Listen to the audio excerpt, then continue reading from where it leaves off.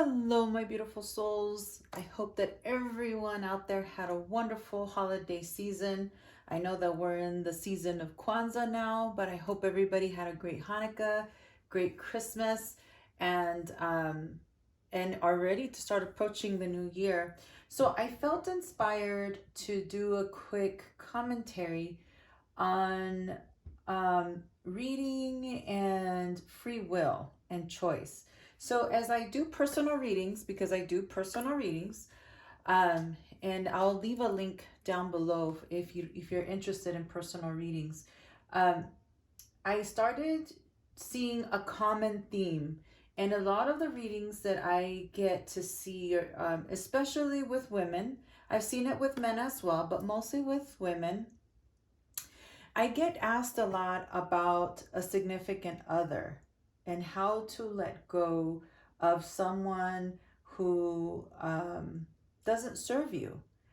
And I wanted to create this video in a way of encouragement and in a way to give you positive encouragement and motivation to seek yourself and to seek within. It doesn't serve for us to be infatuated or so almost obsessed with another being who doesn't reciprocate the feelings back. A relationship is not always going to be two-sided where the people are equally invested, right? There's always a little bit of that push and pull type of situation. Not as much as we see with a twin flame where we have a runner and chaser to the extreme, right? It's more like there's always somebody that's giving in a little more than the other, but it always balances out in the end. It's when we see that balance not happening that it's time for one to make a decision and to seek within and to really evaluate that relationship and that situation and decide for oneself, is this worth staying in? Is it worth fighting for? What is my purpose in this relationship, but also what am I getting out of it? Ooh, that's a big one, right? Because especially for women, we tend to be the givers. Not all women, but most women tend to be the ones to give. We tend to traditionally we're the caregivers. We're the ones that sacrifice our emotion, our heart, and our soul, whereas our male counterpart, and again, I'm gonna make this clear. I'm not being very gender specific, even though I am allocating names to our energies, right? So we have a male energy and a female energy. In our male counterpart energy, even in a same-sex relationship, there's a female and a male energy, right? Because that's what's uniting is those energies. And our male energy tends to be the provider. They tend to be the ones that go and hunt and bring in the kill for the feminine energy to come in and create a meal, provide a home, care for children, right? It's when there's an off balance in that, or when the children are no longer there, that it's time for couples to come together and really define the new roles in a relationship. Because that caregiver and provider role is now no longer really needed. Because now we have a caregiver in the home, even though that caregiver may still have a career outside the home, their role as a primary caregiver is no longer there. So now that role needs to be defined. And that's why when I say most women, it's that female energy that tends to get lost in the relationship. And because that female energy has not been conditioned to communicate with the male counterpart, because for years on end, they've been in this situation where their roles have been defined based on their lifestyle. They haven't quite built that relationship of communicating what's inside. And unfortunately for our male counterpart and that male energy, traditionally in our society, especially in the Western cultures, our men are not taught to speak about emotion. They're not taught to speak on feelings. So how do we create that platform for both sides to come together and be able to speak on what the new roles are going to be? That's a tough one. And I'm here to give you insight that in order for you to be able to establish a role and decide what you're going to do, you need to seek within yourself first. What is it that I am trying to accomplish in this relationship, regardless of what it is? What role do I want to participate in? Do I want to continue to be the caregiver? Do I want to continue to be the provider? Do I want to start providing? Do I want to take on a caregiver role?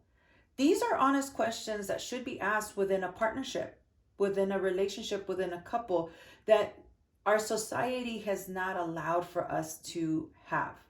We tend to, and for those who are not comfortable speaking to a therapist, that's where the conflict starts, right? Because fortunately, we do have therapists and we have couples therapists that can become and allow for that platform and that safe environment for a couple to come together and have those conversations when there really has never been that opportunity to have them or a need.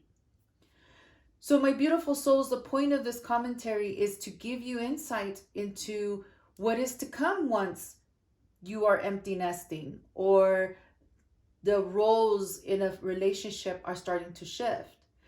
Because it is around this time that we tend to seek outside. We tend to avoid not the confrontation, but the conversation. And we start seeing outside of our relationship for that comfort and for other people who are going to fulfill and listen to our needs. So my advice for that is, again, when you find yourself in that situation, it's time to seek within. Learn to love yourself. Learn to define what role it is that you want to have. And then come to your partner and say, we need to have a conversation, but give them the opportunity to do the same. Allow for them to seek within and define what role they want to have from here on out. And then come to terms in whether you can do it together or it's time to do it apart. But ultimately, if you choose, regardless, I want to be together or we want to be apart, it is very important that you are both on the same page. And it's also very important that we give each other the opportunity that we expect for our partner to give us. You have to give in order for them to give to you. You can't just do all the work yourself and not allow them the time to do the work for themselves. Well, madam, how long does this take? Honestly, I don't have an answer for that. Every being, every soul is very different. However, when you get to that point, if you get to that point where the two cannot agree and it's time to part ways, it's time to part ways. We have to love enough, love ourselves enough, love our partner enough to be able to cut the bond and allow them to be happy so that you can be happy. Because I will tell you that as you go through the journey of learning to love yourself, respect yourself, and define who you will be, you will also learn that there are things about that partner that no longer serve you, that will no longer serve this new role. And then that you need to be fair to yourself too, and respect yourself enough to know that this is not going to work, it's time to walk away.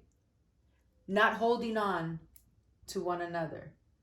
There's a purpose and reason why I say this, my beautiful souls, and it is with all love and all light that I offer to you, that you allow yourself in this new year as we enter into 2023.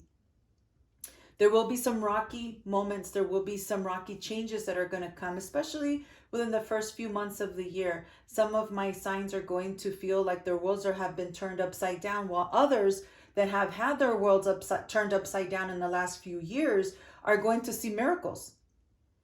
And so as we enter in this new year, I will ask that we really seek within ourselves. And for those of you who are single and are looking for that person, that you learn to seek yourself first. Learn to love yourself first and define who will be able to be that good partner that will solidify the person that you want to be. Not someone who you are trying to define yourself to become. Ooh, that's a big one, right? We are not meant to be conditioned to someone else. We are meant to be ourselves and come together as one with someone else who is also one. It is not our job to condition somebody to be like us. It is not someone else's job to condition us to be like them. It is our job to know who we are, love and respect who we are, so that we can project the beauty of what we are, and that the world can be able to cherish and respect and enjoy who we are. So with that said, I send you many blessings. If this commentary resonated with you, please like, share, and subscribe. I have to mention it, my beautiful souls. It is how we can get this video out there for more people to see. But I do wish you the best of the new year. Please go ahead and check out the other videos. I will have some readings for the new year and hopefully some more commentaries along the way. Until next time, my beautiful souls, I send you lots of love, lots of light.